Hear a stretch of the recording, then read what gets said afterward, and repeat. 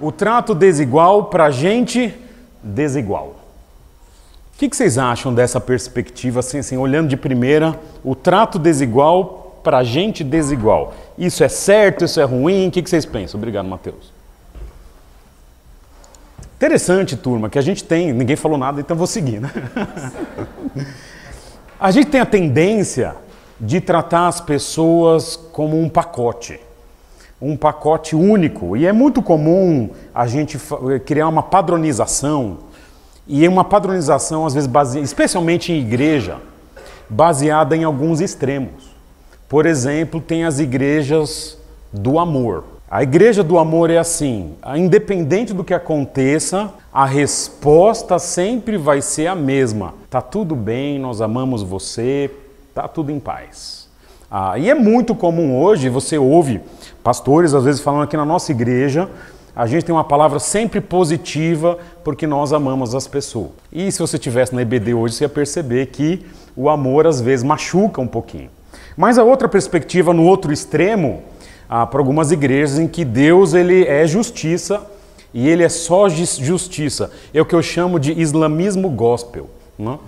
O islamismo evangélico. Só esquece que Deus é amor, né? Até recentemente nós tivemos uma declaração de um pastor que, por exemplo, o The Chosen lá, aquela série, eu não sou o maior fã do The Chosen, mas falando assim, não pode de jeito nenhum porque, calma, tudo é ruim.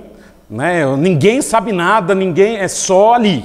Como que a gente equilibra então perspectivas um pouco mais maduras no trato da igreja com os problemas da igreja, com as situações que surgem na igreja, né? Porque a gente quer santidade, não quer santidade às custas do amor, mas a gente quer amar, mas também não quer sacrificar a santidade no altar do amor. Eu não sei se já falei a mesma coisa, mas vocês entenderam, um e o outro, né? E o texto que eu quero trazer hoje para vocês, ele está dentro de um capítulo com várias exortações do apóstolo Paulo, que é de 1 Tessalonicenses, capítulo 5. Eu vou pedir que você abra na sua Bíblia, porque só vai ser projetado o versículo, ok? 1 Tessalonicenses, capítulo 5, você vai ler comigo e vai manter sua Bíblia aberta no capítulo 5, porque a gente vai dar uma passeadinha aqui e ali, na carta aos Tessalonicenses ou nas cartas aos Tessalonicenses, conforme a nossa conversa for desenrolando aqui. Então abre 1 Tessalonicenses 5, marca na sua Bíblia aí,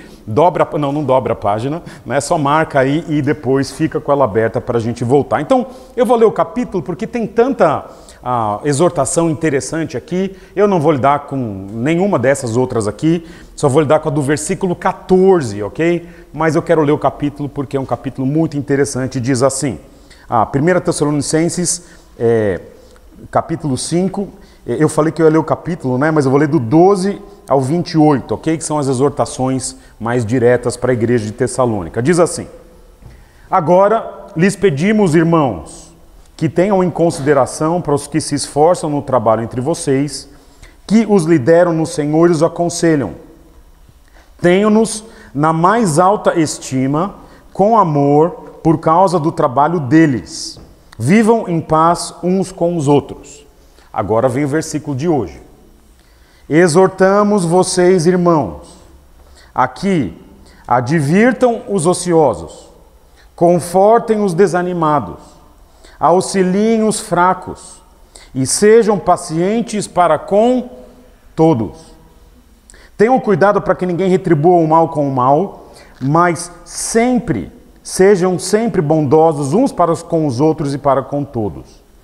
Alegrem-se sempre, orem continuamente, deem graças em todas as circunstâncias, pois esta é a vontade de Deus para vocês em Cristo Jesus.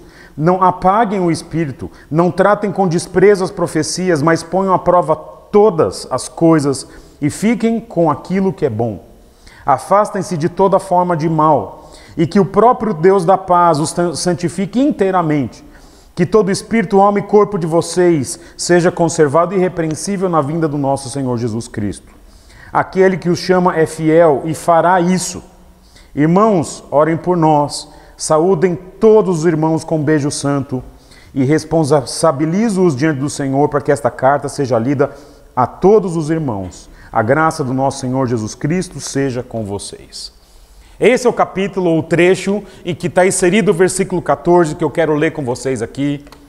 Exortamo-vos também, irmãos, a que admoesteis os insubmissos, consoleis os desanimados, ampareis os fracos e sejam longânimos, ou sejais longânimos para com todos.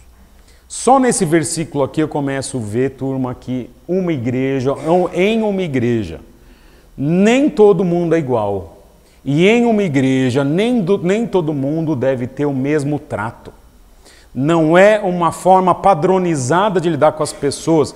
Igrejas são feitas de gente, pessoas são complexos, situações vêm, há fases na vida, há circunstâncias, há mudanças. E a gente tem que adequar o nosso trato, não a partir de uma filosofia rígida, mas a partir do que o texto bíblico nos ensina. E ele nos ensina a tratar pessoas com algum tipo de especificidade, ou como eu estou chamando no título, tratar os desiguais com desigualdade, porque a gente diz que a igreja é rebanho, mas a igreja não é gado. Rebanho a gente trata conforme cada necessidade, gado trata tudo igual, mas a igreja é o rebanho do Senhor. A gente precisa ter essa percepção de que nós tratamos as pessoas de forma específica conforme as suas necessidades. Assim, uma mensagem central possível para esse pequeno versículo é: situações específicas exigem um trato ou um tratamento também específico. E, obviamente, nesse texto aqui está muito claro que existem 3 situações específicas nessa igreja de Tessalônica que, vamos ser sinceros, são situações muito comuns em igreja, ok? E são as situações, eu quero tratar já. Deixa eu ver aqui. Isso, a primeira situação. Então, situações específicas exigem tratamento específico. Eu quero tratar a primeira situação, que é essa daqui.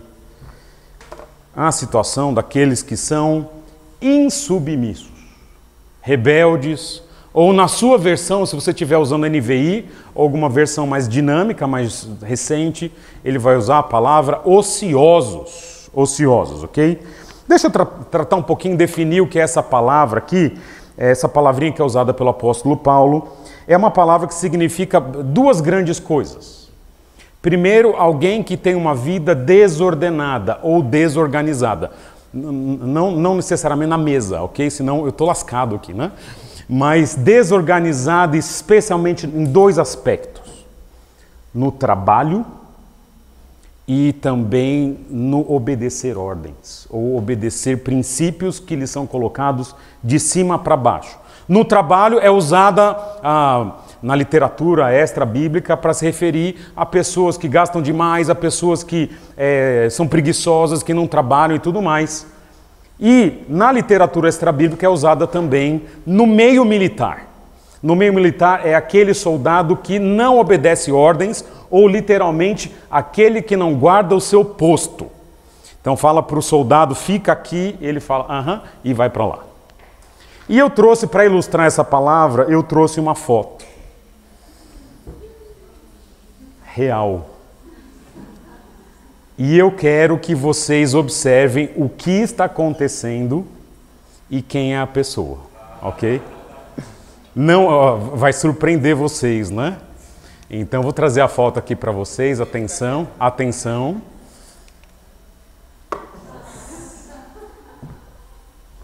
O que está acontecendo nessa foto? O que está acontecendo nessa foto? Me digam vocês. O que está acontecendo nessa foto? O que está acontecendo? Olha o que está acontecendo nessa foto. Nós temos 34 pessoas rebeldes. E um aluno certo. Qual que é o nome dele? Quem é?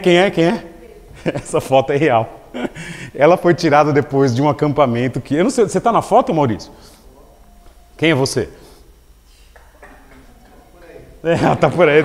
É o cara de verde ali, Mas é interessante nessa foto. Eu pedi para você. Essa foto é um clássico do ano de 1995 no Exército. Servimos no mesmo pelotão, voltamos no acampamento e conforme foi dada uma ordem de cruzar arma Tem também na polícia, cruzar arma? E eu entendi ombro-arma. Né? Então já tinha problema de surdez daquela época. Né? E foi uma fração de segundo. Conforme eu estava fazendo o movimento de ombro-arma, eu percebi que o próximo movimento era cruzar a arma e eu cruzei a arma. Eu não sei se era descansar a arma, enfim, eu vi alguma coisa e o fotógrafo estava lá na frente e tirou a foto. E ficou para a eternidade a foto que ilustra o que é um insubmisso. Aquele que não obedece ordens. Ok? Aquele que é... no meio militar é essa a maior ilustração dessa palavra usada pelo apóstolo Paulo. Alguém que deveria fazer algo que o tenente mandou, que o comandante mandou e não faz. Então, para falar mal eu falo de mim, do Maurício, é só foto bonita, só... Né? Turma, no contexto da carta aos Tessalonicenses, havia pessoas ali. Paulo ele funda a igreja aos Tessalonicenses naquela sua segunda viagem, que a gente terminou de estudar agora em Atos. Era talvez a primeira igreja, ele funda Filipos, a igreja de Filipos, depois ele vai para Tessalônica, fica poucos meses ali, sai uma igreja, é perseguido, vai para Bereia, depois vai para Corinto, Atenas, e Éfeso e tudo mais. Mas aqui em Tessalônica ele fica alguns meses e ele faz questão de trabalhar ali. Você imagina, ele fica 2 meses na cidade e ele não aceita ofertas dessa igreja, porque ele percebe que nessa igreja há problemas nessa questão de uma vida desordenada. Então, veja comigo, eu coloquei 2 Tessalonicenses 3:7, mas vai para 2 Tessalonicenses 3, eu quero ler esse pequeno trecho para mostrar por que Paulo está falando dos insubmissos aqui. Porque é uma característica de pessoas naquela igreja. 2 Tessalonicenses 3:6 diz assim: nós vos ordenamos, irmãos, em nome do Senhor Jesus Cristo, que vos aparteis de todo irmão que ande desordenadamente e não segundo a tradição que de nós recebestes. Que tradição é essa? Versículo 7.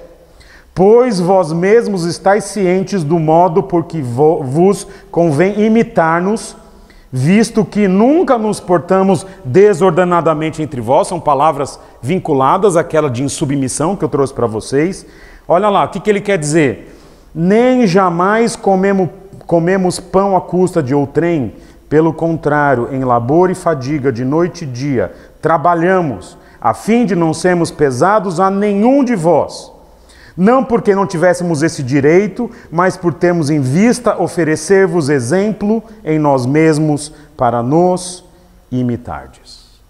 Havia pessoas na igreja de Tessalônica que, diferentemente da instrução do apóstolo, eram insubmissas e, em vez de trabalhar para ganhar o pão, eram pessoas que simplesmente se aproveitavam ali da vida da igreja para conseguir o seu sustento. E talvez, essa é uma questão específica de Tessalônica, mas o uso da palavra indica que havia pessoas que não ouviam as ordens, as direções, as diretrizes do apóstolo e dos seus companheiros. E como que Paulo sugere, como Paulo orienta ou até ele ordena que as pessoas assim sejam tratadas? Ele diz, exortamo-vos. Então, eu exorto, então eu estou falando para a igreja de Tessalônica que com os insubmissos, o trato que esse verbinho aqui, admoesteis.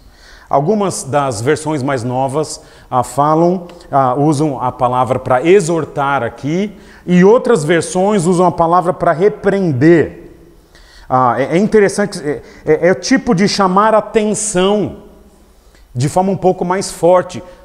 Paulo usa essa mesma palavra para admoestar. Veja comigo, 2 Tessalonicenses 3,14, se você ainda está no capítulo 3 da segunda, ele diz: caso alguém não preste obediência à nossa palavra, dada por esta epístola, notai-o, nem vos associeis com ele para que fique envergonhado. Todavia não o considereis por inimigo, mas adverti-o como irmão. Essa palavra adverti-o como irmão é a mesma que ele use para admoestar os insubmissos. Turma, pessoas que têm uma tendência a serem insubmissas na igreja precisam ser exortadas. Não são nossos inimigos, não são pessoas a priori precisam de alguma coisa mais séria. Mas um trato importante na igreja é com aqueles que são rebeldes, aqueles que não obedecem ordens, quando elas são necessárias, não obedecem a palavra de Deus. É importante, no mínimo, uma exortação um pouco mais severa. E o que é interessante é que nós vivemos um contexto atual de absoluta crise de autoridade. Absoluta crise de autoridade. A chamada geração Z, por exemplo, a geração Z é a geração já dos adolescentes, né? É uma geração que não aceita ordens. Há uma crise de trabalho nos Estados Unidos, por exemplo, porque a turma fala, não, eu não faço isso. Ah, não, por $1.000 eu não trabalho. Né? E coisas desse tipo. Mas o problema não é a geração Z. O problema é a geração todas. Porque, no fundo, turma, ninguém gosta de autoridade. Essa é a realidade. Você vê pessoas enfrentando, às vezes, policiais, enfrentando professores nas escolas, filhos enfrentando seus próprios pais. Aqui, em determinado momento aqui na nossa igreja, eu me lembro, uma senhora veio e disse assim, estava ela e o marido, olha, todo mundo com quem eu me relaciono é autoritário. Todo mundo.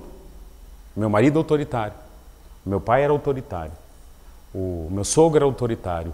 Apontou para mim, o meu pastor é autoritário. Né? Ao qual eu respondi, a senhora deve ser uma santa. Ou muito azarada. Né? Porque todo mundo. E aí eu olhei para o marido e falei, o que você pensa? Ele disse, olha, nós vamos sair da igreja não porque eu queira, mas porque ela quer. E eu falei, ele é o autoritário. Interessante, né? Interessante como a perspectiva de autoridade sempre é de alguém autoritário. Sempre alguém autoritário. Não que não possa ser, ok? A Bíblia manda o pastor não ser dominador, por exemplo. Fala para os pais não irarem os seus filhos. Mas, turma, é azar demais. Não é possível. E como que a gente aplica, então, esse texto numa igreja como a nossa?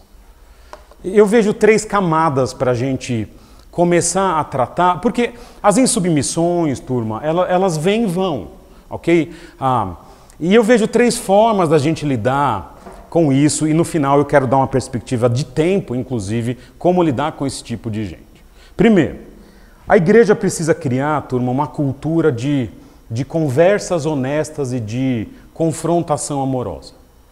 É uma cultura de que eu quero melhorar não só quem eu sou, mas eu tenho responsabilidade com os meus irmãos que estão aqui. E esses vínculos comunitários vão ser construídos, e a gente não constrói vínculo, turma. Constrói, mas não muito no culto.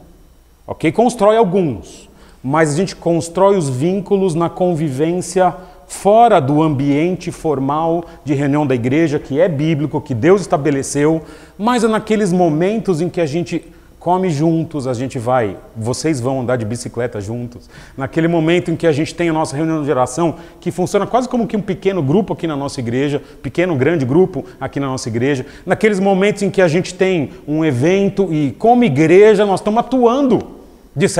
Não deixa de ser igreja porque não está no culto. A igreja é a comunidade dos salvos com compromisso mútuo. É isso que nós somos.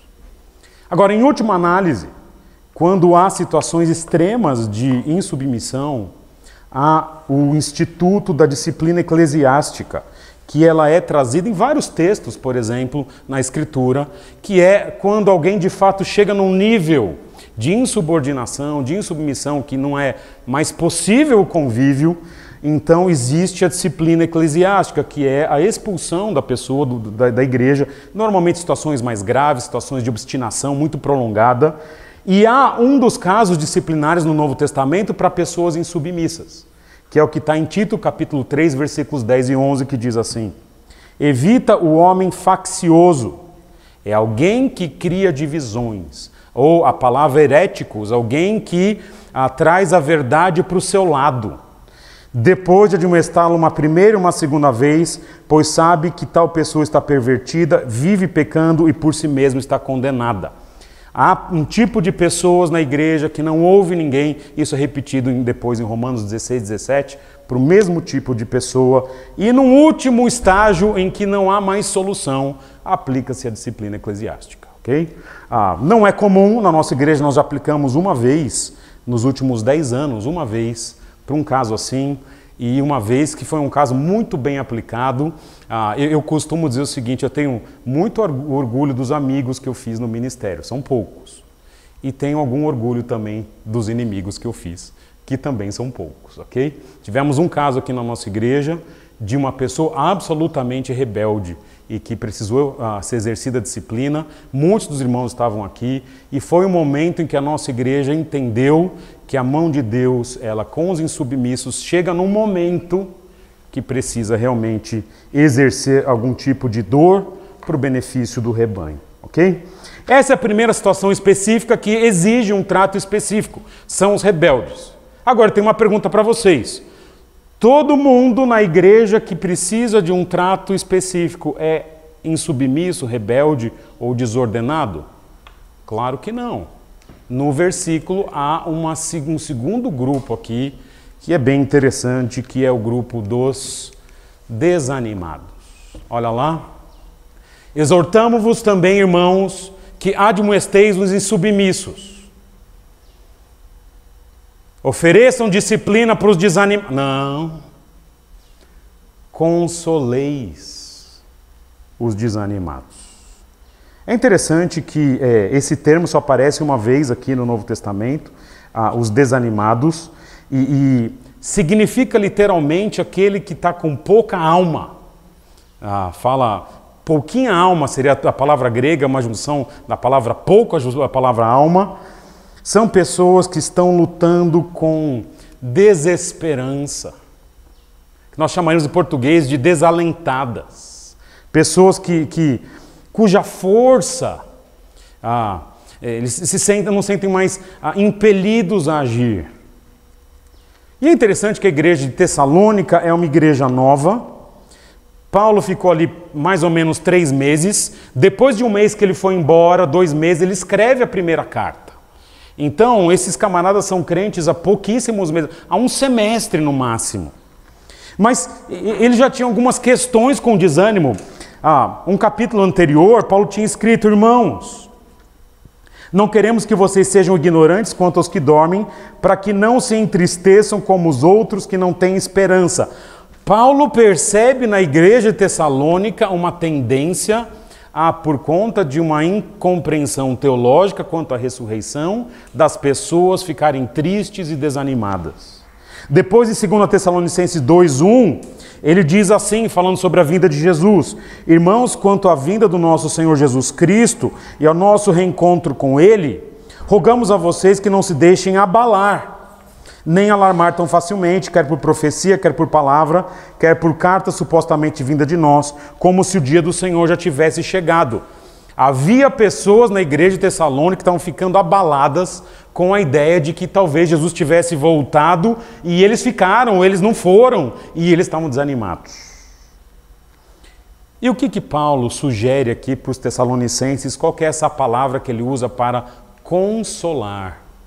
É uma palavra interessante, porque ela não é muito comum no Novo Testamento, mas veja, não é uma palavra que indica repreensão de forma nenhuma. Ela indica basicamente aquele que traz algum incentivo, aquele que acalma ou aquele que de fato encoraja. Turma, teologia errada produz desânimo.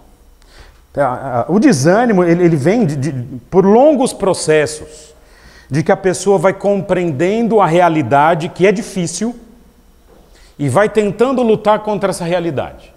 Ela olha, por exemplo, uma realidade em casa, uma realidade no trabalho, uma realidade num relacionamento, na igreja, e ela está insatisfeita com aquilo. E ela vai lutando. E pensa, turma, lutar sozinho no mundo caído, desculpa, a gente não vence.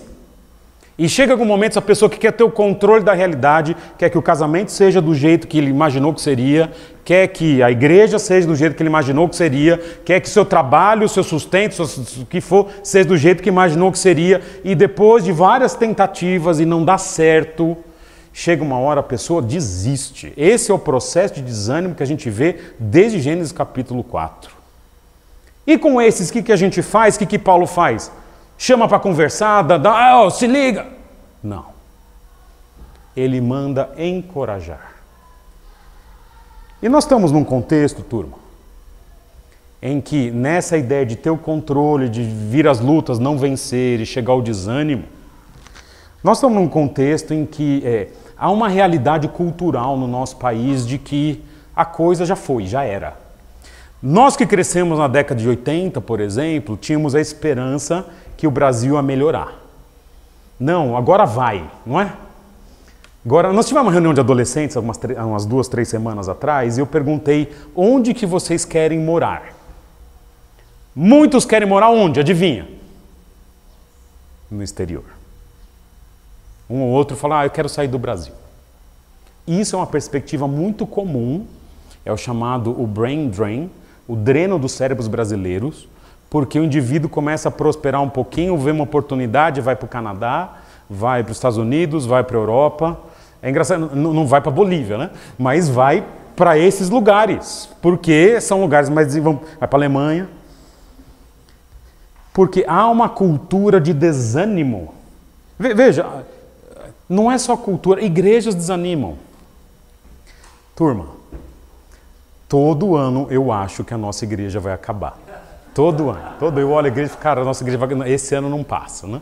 Começa o ano, eu falo, cara, eu acho que vai desanimar, vai acontecer alguma coisa, né? Ainda bem que eu não sou dramático, né? Mas todo ano eu penso, já, lá em casa, isso já é piada, já. Mas é real a situação de que o ânimo das igrejas, das pessoas, das famílias, eles têm variações. Eles têm momentos em que a gente fala, cara, eu acho que está indo mal, não vai dar. Em todas as áreas. Todo mundo já passou crise profissional, crise no casamento, crise na igreja e na vida como um todo. E como que tem que ser o trato de pessoas que estão nesse momento de crise? Turma, eu aprendi com o pastor Silvio, que foi um pastor muito amoroso que nós conhecemos, que pessoas isoladas, elas precisam ser cuidadas. Às vezes, tem que entender por quê, que é o isolamento, mas muitas vezes as pessoas na igreja, algumas pessoas têm dificuldade de se encaixar dentro de um esquema de igreja, dependendo da idade. E esse pastor me ensinou a partir de um Dia dos Pais, que eu sempre conto para os irmãos, em que tinha um menino que não tinha pai. E era Dia dos Pais na igreja, e tudo que o pastor Silvio fez naquele domingo foi dar atenção porque era um dia difícil para aquele garoto de 12, 13 anos. Pessoas em desânimo precisam ser observadas. E ao serem observadas, precisam ser cuidadas. E ao serem cuidadas, elas precisam entender algo importante. Qual que é o nosso objetivo ao consolar e encorajar essas pessoas? Eu vou usar com vocês a ilustração do livro Contentamento, como que chama? É um livro branquinho que tem ali atrás. Ele usa uma ilustração que é muito interessante. Ele fala do processo de desânimo e como que a pessoa tem que mudar a mente para não estar nesse processo. O processo de desânimo, lembra que eu falei para vocês, a pessoa vai lutando e ela não consegue algumas vitórias e de repente ela desanima? Ele, nesse livro, ele compara essa situação a um cachorro amarrado a uma carroça. Isso já aconteceu na prática, lá um dos nossos cachorros, lá, quando eu morava na casa dos meus pais, era solteiro, um dos nossos cachorros ele era terrível. E a gente decidiu doar ele para um sítio. E eu lembro que meu primo foi com uma saveiro e amarrou o cachorro na parte, sabe nas gradinhas que tem atrás ali? Amarrou lá a coleira do cachorro. A minha rua descia por 200 metros. Conforme o meu primo descia nos 200 metros, o cachorro pulou 3 vezes. E o que acontece com o cachorro amarrado num carro e pula do carro no asfalto? O que acontece? Ele é arrastado. Não morreu. Pulou 3 vezes. Calma, Marlene. Ele pulou 3 vezes. Então, só se fosse o Jonas, né? Que ressuscitou, né? Na aula hoje de manhã. Né? Mas ele foi arrastado as 3 vezes. Cachorro na carroça, às vezes, se amarra lá e o cachorro está lá em cima e ele não sabe para onde a carroça está indo. Ele não é o piloto da carroça, ele é um cachorro e ele quer resistir. O que ele faz? Ele pula da carroça e está lá amarrado e ele fica lá. E fica lá e a carroça vai arrastando e dá uns tombinhos lá e ele quer voltar e é arrastado pela carroça e se machuca, quase morre. Né? E qual que é o ponto? O cachorro não tem o controle. Não tem o controle para onde a carroça vai. Se ele desistir ali, ele está lutando, mas ele em algum momento, se for um cachorro sábio, não sei se existe, né? Ele vai ter que perceber que o único lugar que ele pode estar em paz é se ele subir na carroça e ir para onde o piloto está mandando e acabou, e ficar lá contemplando a paisagem. E é isso que pessoas desanimadas precisam aprender. Você vai lutar, mas você não tem o controle, você vai ter que aceitar a vontade do Senhor. E isso é não ter o controle. Quando isso é tratado biblicamente, a soberania de Deus, turma, isso consola. Isso consola. É assim que... Mas a pessoa precisa entender isso, esse processo de que está desanimado, eu vou te consolar, vou te encorajar a você olhar a paisagem em vez de você lutar contra ela. E esse é o segundo tipo de pessoa numa igreja, que são os desanimados. E turma, toda a igreja tem aqui e ali irmãos que estão desanimados. Essa é a realidade. Mas há um último tipo de pessoa que nesse texto, que vocês já estão vendo aí, exortamo-vos também, irmãos, que admoesteis os insubmissos, consolei os desanimados, ampareis os fracos e sejais longânimos com todos.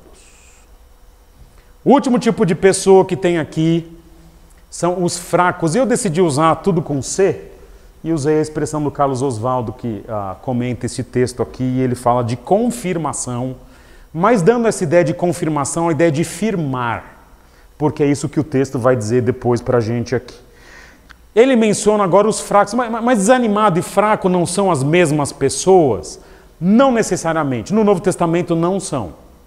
No Novo Testamento é usada essa expressão fraco para um tipo de pessoa que tem uma característica muito importante. São pessoas imaturas, especialmente na sua consciência. O que é uma pessoa imatura na sua consciência? Ela não compreende as Escrituras o suficiente e ela começa a achar que tudo que acontece na vida é pecaminoso. Ou coisas muito simples são pecaminosas. Caso clássico, aquilo que se come, aquilo que se bebe. É usado no Novo Testamento, Romanos capítulo 14, pessoas às vezes se escandalizam com o que você come, ou sei lá, se você bebe um pouco de vinho, alguma coisa assim, a pessoa se escandaliza. Essas pessoas são chamadas no Novo Testamento de pessoas fracas ou de consciência fraca. Elas não conhecem a Escritura ainda, são imaturas e elas enxergam coisas que não são pecado em si como se fossem pecado. Em Romanos capítulo 14, por exemplo, diz assim, versículo 1, acolha aquele que é débil na fé, fraco na fé.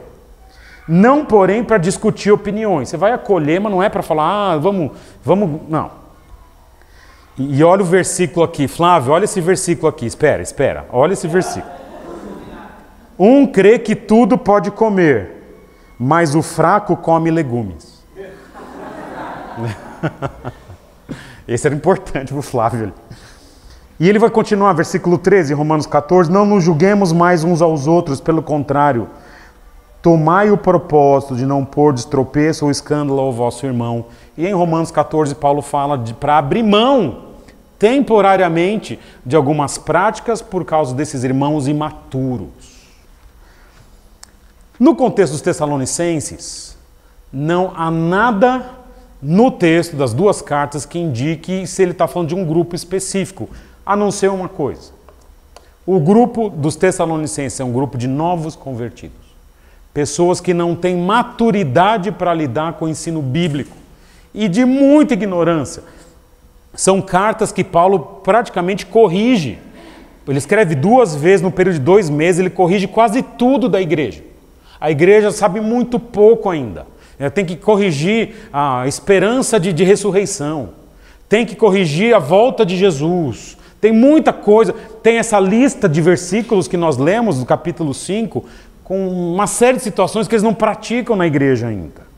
E essas pessoas, então, elas têm essa dificuldade. E turma, a maturidade, ela exige um tempo, né? Recentemente, nós estamos lá com essas chuvas aí lá em casa, tem o pé de mexerica, e eram 32 mexericas. E a gente dividiu em 4, 32 por 4 dá 8, não é isso?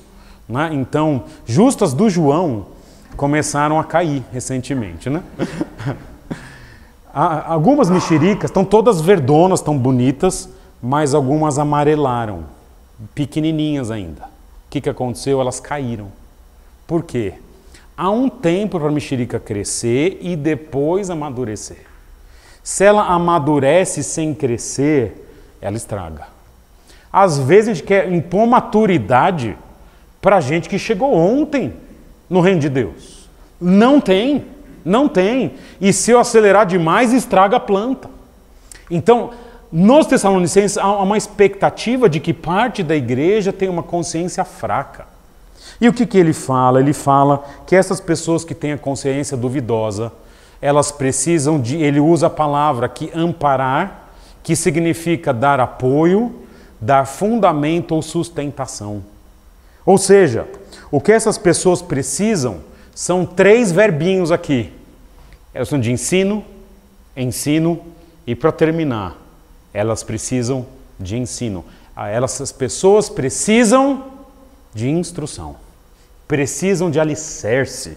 Essa é a grande realidade aqui. Turma, nós vivemos um contexto muito próximo dos Tessalonicenses com uma diferença. No nosso país não temos igreja novinha não, de 6 meses. Nós temos uma tradição evangélica centenária, mas vamos ser sinceros, o ensino bíblico das igrejas hoje é assustador. Assustador. Você vê pessoas com 30 anos de evangelho, não entende um versículo. Cita um monte de coisa aqui, ele não consegue abrir a Bíblia e interpretar um texto. Não é? Quanto mais compor uma teologia, animar o outro. Porque, turma, às vezes falta o alicerce do básico. Se você olhar aqui nesse piso aqui e ali está mais claro, olha para cima aqui nessa parede aqui. O que tem aqui? Tem uma pequena coluna de ferro, não é isso? 2 colunas e uma viga, não é isso? Não é isso? É isso, Bebel? É isso, Paulinho? Estamos aí? Estamos certo? Beleza. Só isso que tem? Espetou 20 centímetros no chão? É isso?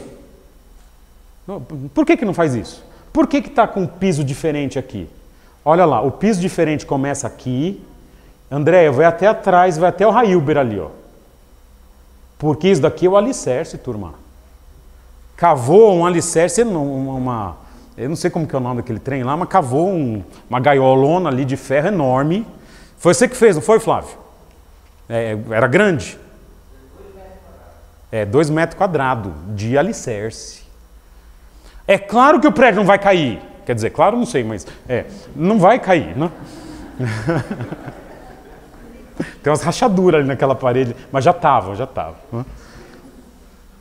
Mas para a gente poder quebrar uma parede, para a gente melhorar o ambiente, precisava garantir que o alicerce estava lá. Se a pessoa está fraca, ela está para cair, o problema, pelo verbo que é usado pelo apóstolo Paulo, é um problema de alicerce, de falta de conhecimento, de interpretação errada. Há pessoas que eventualmente chegam na igreja, a gente conversa, e assim, para quem estudou um pouquinho da Escritura, isso é uma coisa muito básica, mas há pessoas que chegam às vezes e falam o seguinte: pastor, se eu pecar, eu perco a minha salvação.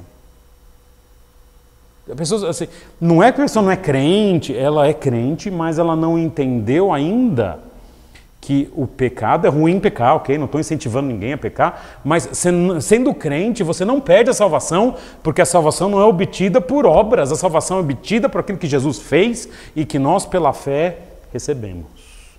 Nada do que eu faça pode, de fato, melhorar ou piorar esse processo de eu ir para o céu. Tem que ver com santificação, outras coisas, mas quando eu peco, pequei hoje de manhã, já era. Nossa, nem vou na igreja porque eu estou no inferno. Não, a Bíblia fala se confessarmos nossos pecados, então o crente peca, mas continua crente. Faz parte da vida, se arrepende, se acerta. E essa é uma questão, é necessário, turma, um trato de ensino. Deixa eu mencionar uma última coisa aqui nessa parte de ensino, que é o meu pior pesadelo. Em 1993, foi a primeira vez que eu estudei teologia no curso de treinamento de líderes aqui do Palavra da Vida. 1993, quando o Ademir era bebê, eu estudei teologia, né?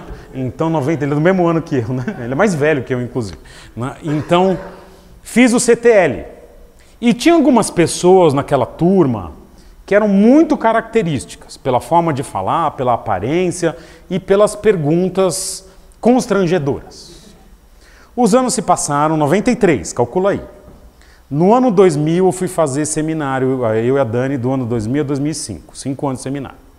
Fomos para a África, voltamos, aí 2015 eu comecei a dar aula na Palavra da Vida, de novo, comecei a dar aula, dava uma aula em outra, 2015 comecei a dar aula. 2016 eu fui dar aula no mesmo curso CTL que eu dei aula, que eu fui aluno em 93. E eis que eu me deparo, não na minha sala, mas na sala do lado, com as mesmas pessoas que estudaram comigo em 93, ainda na sala de aula, fazendo as mesmas matérias, mais de 20 anos depois. Turma, desculpa, isso não é normal. Isso não é que nem você falar assim, estou na 5ª série, há 10 anos. Tem gente assim, não tem? A 7ª série na nossa geração, a 7ª série era matadora. Tinha gente que já tinha artrose na 7ª série. Né? O camarada passou 20 anos lá, mas pode ser assim lá fora, turma. Mas na igreja não. Esses fracos precisam de alicerce, precisam de um amparo. Alguém precisa calmamente ensiná-los. Ok? Porque situações específicas exigem tratamento específico. Essa é a realidade. Turma, eu podia terminar aqui e só fazer a aplicação para a nossa igreja. Mas eu quero terminar falando não daquilo que eu já falei, que os rebeldes precisam de confrontação, os desanimados de consolo, encorajamento, os fracos dessa confirmação na fé. Eu quero falar daquilo que eu não falei no texto. E tem 2 coisas muito importantes que eu deixei para o final. Primeiro, eu não falei do quando.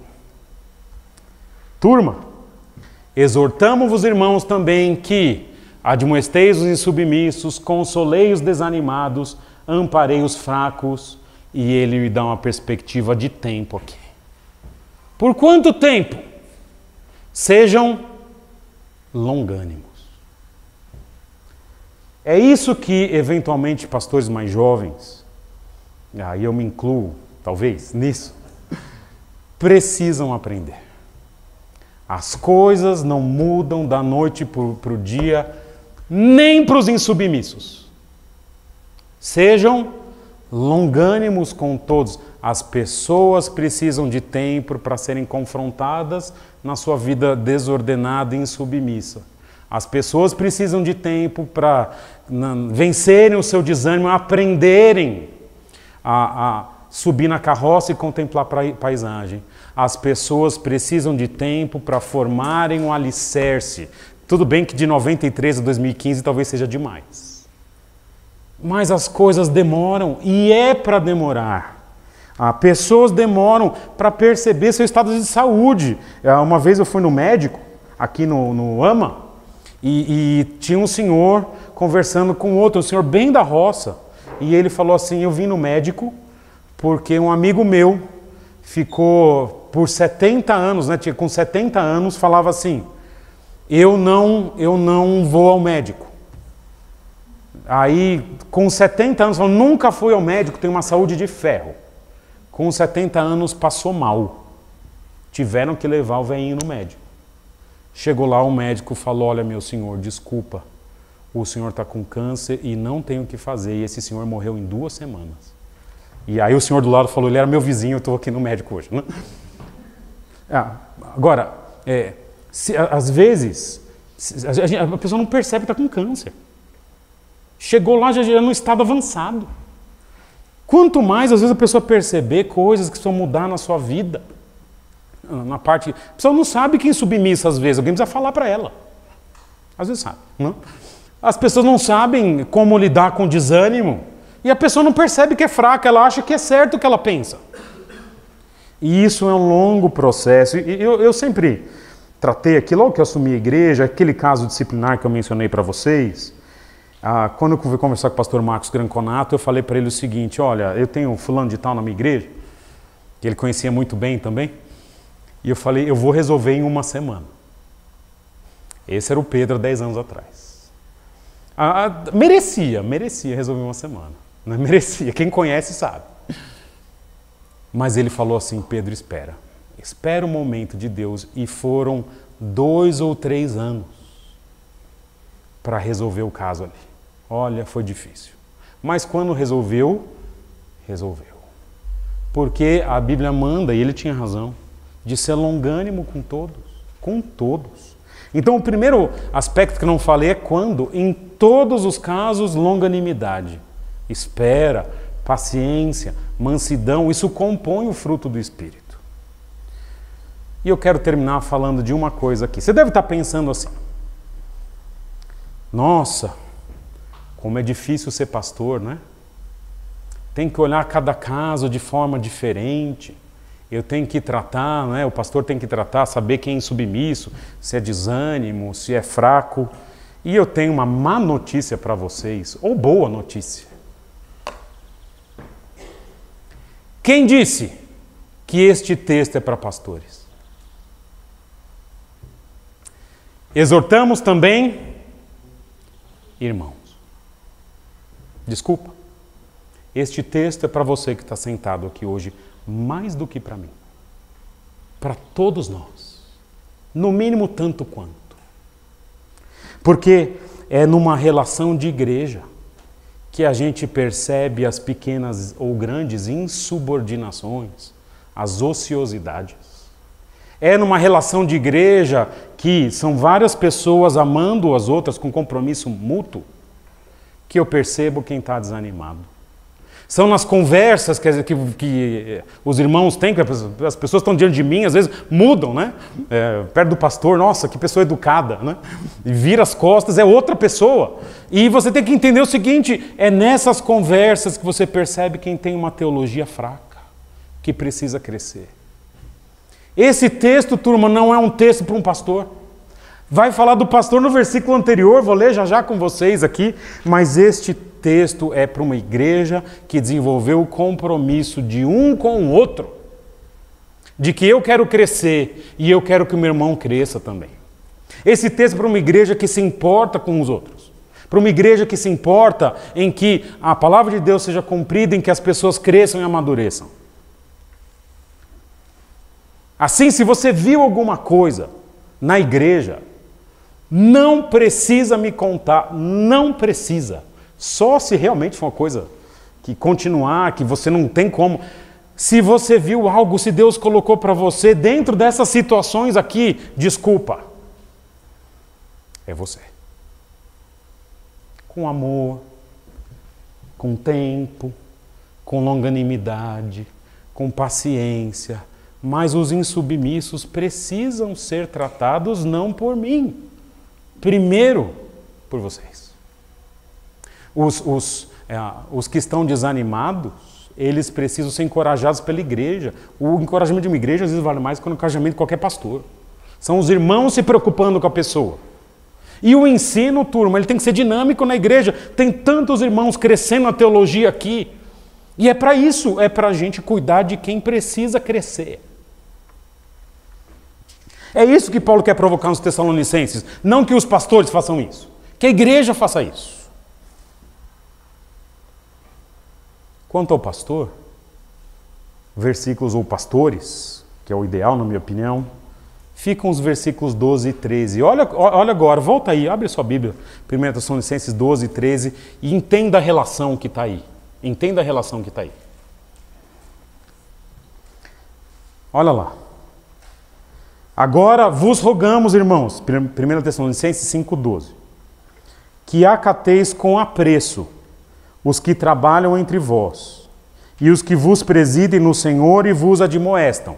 Pastor admoesta também, preside e trabalha. Aliás, a palavra usada para trabalho aqui é a palavra mais forte no Novo Testamento. É traduzida às vezes por afadigar. Vai por mim que trabalho pastoral é cansativo, ok? Afadigar.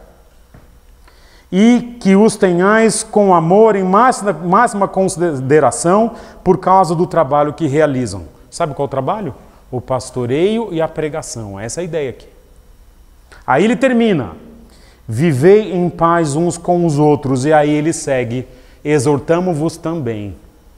Uma das formas de uma igreja mostrar apreço pelo seu pastor, pelos seus pastores, é quando a igreja assume para si as responsabilidades que são suas e não dele ou da liderança. É isso que eu tinha para a gente. Nós vamos orar e pedir que Deus promova uma igreja assim, uma igreja que cuida organicamente dos insubmissos, consola quem está desanimado e precisa aprender como é a vida, mas cuida e dá sustentação teológica para os fracos que precisam. Vamos orar.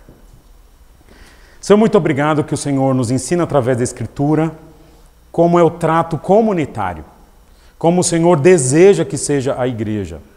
E o nosso pedido hoje é que essa igreja entenda, volte para casa pensando que cada família tem responsabilidade aqui, de ao identificar pessoas em situações específicas, que cada família aprenda que existe um trato específico e que a única coisa comum nesse trato específico é essa paciência e longanimidade. Senhor, nos dá uma igreja, nos dá um grupo, uma comunidade que se importa uns com os outros, que cuida, no melhor sentido possível, um dos outros, e que a gente cresça, amadureça e espalhe a bênção do Teu nome nessa comunidade aqui. Obrigado por cada um que o Senhor tem trazido aqui, obrigado porque o Senhor tem mantido essa igreja firme, mas obrigado por cada um que eu sei que está ouvindo a Tua palavra aqui nessa manhã. É o que eu te peço, Senhor, e te agradeço em Teu nome. Amém.